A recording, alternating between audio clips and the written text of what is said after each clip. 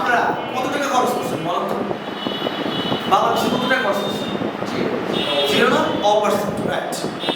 ইংলিশের পিছনে 10টা বছর কোচিং, প্রাইভেট স্কুল মিলে 10 বছরে ইংলিশের ইনভেস্ট কত হতে পারে?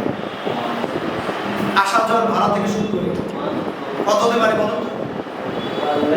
হ্যাঁ, অনলাইন কম হলো, তার চেয়ে বেশি হবে।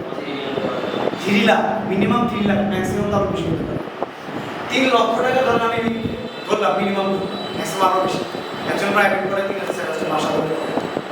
তাহলে 10 বছরে আপনারা 3 লক্ষ টাকা খরচ করে ইংলিশে কথা বলতে পারেন না, লিখতে পারেন না, বুঝতে পারেন না এবং মনের মাধ্যমে মিশিয়ে কথা বলতে পারেন না, লিখতেও পারেন না। তাহলে 10 বছর পরে কি পেলেন? বুঝতে সার্টিফিকেট পেয়েছি। এখন আসেন বা আমরা আমাদের বাংলাদেশের শিক্ষা ব্যবস্থায় যে জিনিসটা মূল উদ্দেশ্য সেটা হলো বাংলা এই যে 10 বছর যে আপনি পড়েছেন, এসএসসি কমপ্লিট করেছেন, এসএসসি কি বলেন, কি কমপ্লিট করেছেন? SSC 10 years. এই 10 ইয়ার্স আপনার 10 বছর পড়াশোনা করছেন কিসের উপরে জানেন? বলেন, রিড এবং রাইটিং এর উপরে। বলেন, রিড রাইটিং। আমার সাথে বলেন, রিড এবং রাইটিং। রিড মানে কি? রাইট মানে কি? লেখা।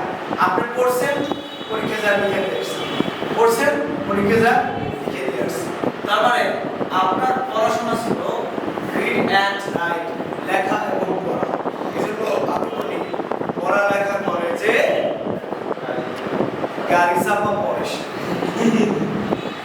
তার মানে এই রিড অ্যান্ড রাইটিং এর উপরে আপনার জীবনটা শেষ। ভাষার যে আরো দুটো দক্ষতা আছে, লিসেনিং এবং স্পিকিং, শোনা এবং বলা, আপনার 10 বছর জীবনে এই 10 বছর পড়াশোনায় আপনাকে কি কখনো বলছে যে তোমার এবার যে তুমি জিএসসি পরীক্ষা দিয়েছো তোমার মৌখিক কোনো পরীক্ষা হয়েছে? মৌখিক কোনো পরীক্ষা হয় আমাদের? 12টা সাবজেক্টের মৌখিক পরীক্ষা হয়? একটা তো মৌখিক পরীক্ষা হয় না, প্রত্যেকটা সাবজেক্টে মৌখিক পরীক্ষা হয়।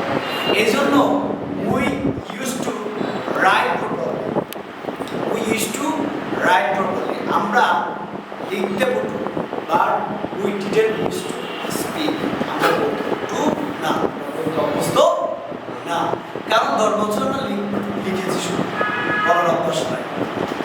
প্রত্যেকটা সাবজেক্টে যদি আমাদেরকে মৌখিক পরীক্ষা হতো, যেমন 100 মার্কের পরীক্ষা যদি বলতো 50 মার্ক কি মৌখিক, 50 মার্ক হলো লেখা, এভাবে যদি মনে করেন যে প্রত্যেকটা সাবজেক্টে করতো, তাহলে আমাদের দেশের স্টুডেন্টরা লেখায় পটু হতো, বলেও।